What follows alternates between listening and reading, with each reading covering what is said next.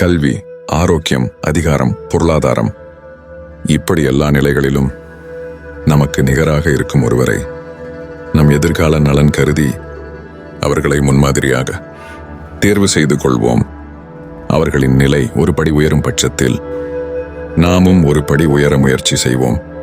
ஒரு காலகட்டத்தில் அவர்களின் நிலை என்ன, நம்முடைய நிலை என்ன என்பதை ஒப்பிட்டு பார்ப்போம். நம் நிலை சற்று தாழ்ந்திருந்தால் நாம் எந்த இடத்தில் தவறினோம் என்பதை ஆராய்ந்து திருத்திக் கொள்வோம். நம்முடைய வளர்ச்சிக்கு அவர் அளவுகோல் மட்டுமே என்பதை நினைவில் கொள்வோம்.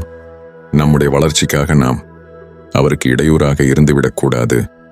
இறுதியில் நம் நிலை உயர்ந்திருப்பதை நன்கு அறியலாம்.